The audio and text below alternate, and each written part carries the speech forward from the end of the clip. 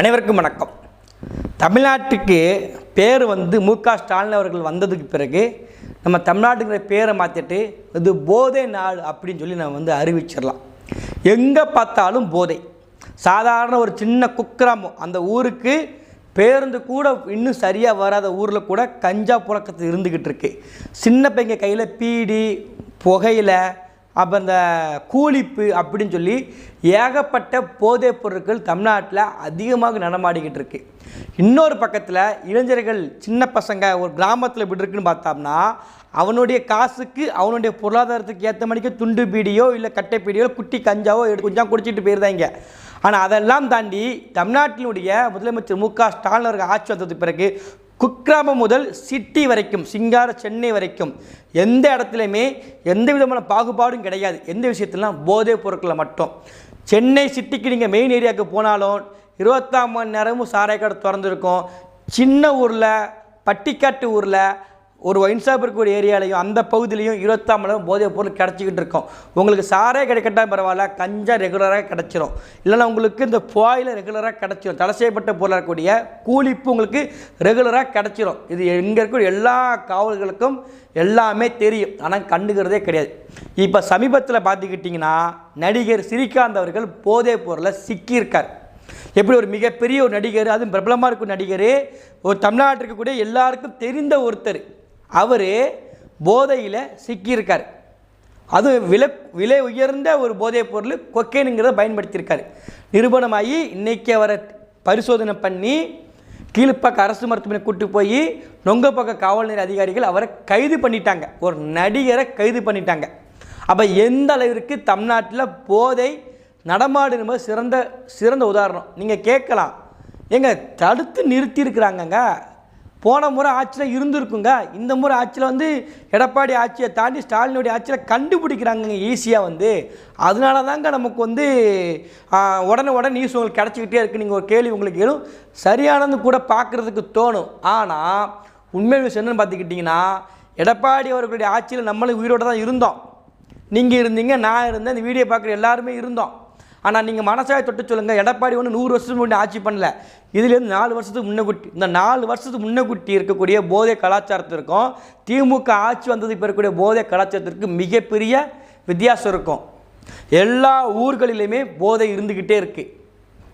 சின்ன பையங்க, ஸ்கூல் படிக்கிற பையன்லேருந்து காலேஜ் படிக்கிற பையன்லேருந்து பெரிய ஆட்கள் வரைக்கும் அவனுடைய தகுதிக்கு எந்த அளவிற்கு போதைப் பொருளை பயன்படுத்த முடியுமோ அவனுடைய பொருளாதாரத்திற்கு இணையாக எல்லா இடங்களிலும் போதைப் பொருட்கள் நடமாடிக்கொண்டே இருக்கிறது. அதில் மாட்டுக்கிறதே கிடையாது. இன்றைக்கி ஒரு நடிகர் மாட்டியிருக்காரு. இதில் என்ன தெரியுமா பெரிய ஹைலைட்டு, இவங்களை பொறுத்த வரைக்கும் அதில் அந்த கொக்கைனை கொடுத்தது ஒரு ஏடிஎம்கேவுடைய நிர்வாகி. அது நம்மளை பொறுத்த வரைக்கும் ஏடிஎம்கே டிஎம்கே ரெண்டும் ஒன்று தான். ஆனால் நமக்கு ஒரு கேள்வி எழுதுனா, ஒரு ஆட்சி அதிகாரத்தில் இல்லாத ஒரு எதிர்க்கட்சியினுடைய ஒரு பொறுப்பாளர், அவர் கையிலேயே ஒரு ஸ்ரீகாந்த் என்ற நடிகர் கையில் இருக்கார். கிட்டத்தட்ட 40 முறை வாங்கியிருப்பாராம். 4 லட்சம் ரூபாய் வரைக்கும் டிரான்சாக்ஷன் நடத்துக்குன்னு சொல்லி அந்த பிரசாந்த் என்கின்ற ஏடிஎம்கே நிர்வாகி பதிவு பண்ணுறார். அது எல்லாமே நிறுவனமாக ஆகியிருக்கு. அதனால தான் இன்றைக்கி நடிகர் ஸ்ரீகாந்தை அரெஸ்ட் கைது பண்ணுறாங்க. இப்போ நமக்கு என்ன கேள்வி எழுதுனா, ஒரு எதிர்க்கட்சி தலைவராக இருக்கக்கூடிய ஒரு ஆளுங்கட்சி கிடையாது, அந்த ஏடிஎம்கே கட்சியை சார்ந்த நிர்வாகிக்கே இந்த அளவுக்கு போதைப் பொருள் கிடைக்குன்னா, அப்போ ஆளுங்கட்சி இருக்கக்கூடிய நிர்வாகிகளுக்கு, அதிகாரிகளுக்கு, முக்கிய பொறுப்பாளர்களுக்கு எந்த அளவிற்கு போதைப் பொருள் நடமாடும்.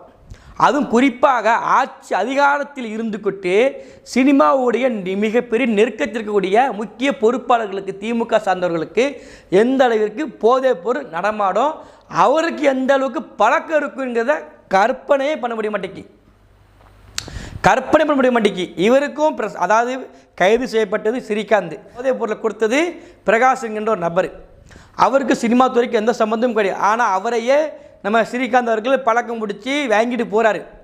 அப்போ திமுக கட்சியில், ஆளுங்கட்சியில் இருக்கக்கூடிய ஒரு நபர், ஒரு முக்கிய பொறுப்பாளர், ரொம்ப முக்கிய பொறுப்பாளர், முக்கிய பொறுப்பில் இருக்காங்க திமுக கட்சியில். அதுவும் ஆளுங்கட்சியில் அதிகார பொறுப்பில் இருக்காங்க.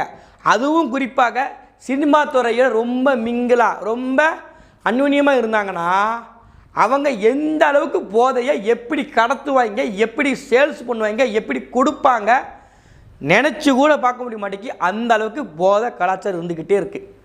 கள்ளக்குறிச்சி எல்லாருக்கும் தெரியும், கள்ளச்சாராயம் எங்கே பார்த்தாலும் மது. என்ன மாற்றம் நடந்துருச்சு ஸ்டாலினுடைய ஆட்சியில்? என்ன நல்லது நடந்துருச்சு? ஆனால் பேசுனாங்க, இந்தியாவிலேயே அதிக விதவை பெண்கள் இருக்கக்கூடிய மாநிலம் தமிழ்நாடு. அம்மையார் கனிமொழி பேசினாங்க இதை வந்து. இப்போம்ல எங்கள் அக்கா கனிமொழி அவர்களுக்கு வந்து எதை பற்றி இப்போலாம் கேட்காது, பார்க்காது, பேச மாட்டாங்க. கண்ணு காது மூக்குன்னு சொல்லுவாங்க தெரியுமா, கெட்டதே பார்க்காதே, கெட்டதே கேட்காதே, கெட்டதே பேசாதேன்னு சொல்லுவாங்கல்ல, அந்த மாதிரி இந்த நேரத்தில் திமுகவுக்கு ஒரு பிரச்சனை வந்துருச்சுன்னா யாருமே பேச மாட்டாங்க. எல்லாம் மீடியாவும் கப்பு சிப்புன்னு மூடி போயிடும். ஒரு உச்சபட்சத்தில் எல்லா நடிகராக கூட இருக்கட்டுங்க ஸ்ரீகாந்த். ஆனால் நடிகர் எல்லாருக்கும் தெரியும்லங்க அவரை. ஸ்ரீகாந்தை பொறுத்த வரைக்கும் தெரியாத நபர்கள்லாம் கிடையாது. ஓரளவுக்கு ஃபேமிலி ஆடியன்ஸ் பிடிச்ச ஒருத்தர் தான். அவரே போதைப் பொருளை சிக்கிறார். அப்போ எப்படியெல்லாம் போதை நடமாறுங்கிறத யோசிச்சு பாருங்க. எல்லா இடத்துலையும் போதை போதை போதை போதை. அதான் ஒரு முன்னாள் ஒரு எம்எல்ஏ, திமுக எம்எல்ஏ வெளிப்படையாக பொது மீடியாவில் பேசுகிறார்களா, டாஸ்மாக ராத்திரி 12 மணிக்கு மதியம் 12 மணிக்கு திறந்து ராத்திரி 10 மணிக்கெல்லாம் கூட சொல்ல மாட்டேன். 24 hours ஓப்பன். மது விலக்கு. நான் மட்டும் முதலமைச்சர் இருந்தோம்னா 24 மணி நேரம் நான் வந்து போதை விற்பேன் அப்படிங்கிற இதெல்லாம் பெருமையா? அதுக்கு ஒரு காரணம் சொல்கிறாங்க. 2016 தேர்தல் நாங்கள் வந்து முழுசாக வந்து ஒயின் ஷாப்பை அடைச்சி மூடுவோம் நாங்கள் சொன்னோம். எவனுமே ஓட்டு போட்டு எங்களை ஜெயிக்க வைக்கலை. அப்போ எங்களுக்கு தெரிஞ்சிருச்சு குடிச்சே சாவுங்கன்னு சொல்லி குடிக்க வச்சு இவங்க சாவு அடிச்சிட்டு இருக்கோம். நாங்கள் எல்லா நேரமும் ஒயின் ஷாப்பை திறப்போம்னு சொல்லி வெளிப்படையே மேடையில் உட்காந்து பேசிக்கிட்டு இருக்கார். நிர்வாகி கட்சி தானே, கட்சி எப்படி உருப்படும்? இந்த கட்சி அதிகாரத்தில் இருந்துச்சுன்னா தமிழ்நாடு எப்படி உருப்படும்? இவெல்லாம் ஆட்சிக்கு வந்தாங்கன்னா கடையை மூடிட்டா நம்ம என்ன பண்றோம்னு குடிக்கிறவங்கெல்லாம் சேர்ந்து ஓட்ட மாற்றி போட்டு தான் நாங்கள் ஆட்சி விட்டு போனோம். அதே மாதிரி கஞ்சா நடமாட்டமும் கஞ்சா புழக்கமும் தமிழ்நாட்டில் இப்போ 2021 2025 வரைக்குமே அதிகமாக தான் இருந்துக்கிட்டு இருக்குது. ஸ்கூல் படிக்கிற பையங்க நம்ம எத்தனையோ வீடியோ போட்டுக்கிட்டே இருக்கலாம். அவ்வளோ வீடியோ இணையதளத்தில் கொட்டி கிடக்கு. பாலியல் தொல்லை தமிழ்நாட்டில் அதிகமாக இருக்குது. கூட்டு பாலியல் நம்ம கேள்விப்பட்டிருக்கே மாட்டோம். கூட்டு பாலியல் பண்ணுறாங்க. 80 வயசு பாட்டியை கரகரகரன்னு இழுத்துட்டு போய் கற்பழித்து கொலை பண்ணுறான். கேட்டால் அவன் போதையில் இருக்கன்னு சொல்லி சொல்கிறாங்க. ஒரு அம்மாவை வீட்டுக்குள்ளே புகுந்து ஒருத்தன் வீட்டுக்குள்ளே புகுந்து கற்பழிப்பு பண்ணுறான். கையை காலெல்லாம் உடச்சி கற்பழிப்பு பண்ணுறான். அந்த அம்மாவை சின்ன பொண்ணு தப்பிக்க விட்டுருச்சு. அவள் பொண்ணை கற்பழிப்பு பண்ண வரான். ஆனால் அந்த பொண்ணை எப்படி அந்த அம்மா தப்பிக்க விட்டு அந்த அம்மா வீட்டுக்குள்ளே புகுந்து கற்பழிப்பு பண்ணுறான். எந்த ஊர் இப்படி நடந்திருக்கு? பச்சை பிள்ளைய 3 வயசு பிள்ளை, சின்ன பிள்ளை எல்லாருமே கிழட்டு கபோதிகள் இருந்து காலேஜுக்குள்ளே போய் கற்பழிப்பு பண்ணுறான். காலேஜுக்குள்ளே எப்போ நடந்து தமிழ்நாட்டில் இதெல்லாம் வந்து ஐயா ஸ்டாலின் அவர்கள் ஆட்சி வந்ததுக்கு பிறகு தான் தமிழ்நாட்டில் போதை கலாச்சாரம் அதிகமாக இருக்குது. எல்லாமே அதிகம்தான். போதை கலாச்சாரம், ரவுடிசம், அருவா, கத்தி குத்து, சண்டை எல்லாத்துலேயுமே நிரம்பிருச்சு. பாலியல் தொல்லையாக அதிகம், சிறைச்சாலை மரணமாக அதிகம், எல்லாத்துலேயுமே அதிகம்தான். இதற்கெல்லாம் ஒரு விடிவு காலம் வரணும்னா நல்ல அரசு அமையணும். இந்த மண் மீது மக்கள் மீதும் உண்மையான பற்று கொண்டிருந்தால் மட்டும்தான் இந்த மண்ணையும் இந்த மக்களையும் காப்பாற்ற முடியும். இல்லைன்னா மொத்தமாக முடிச்சு விட்டு போயிடுவாங்க.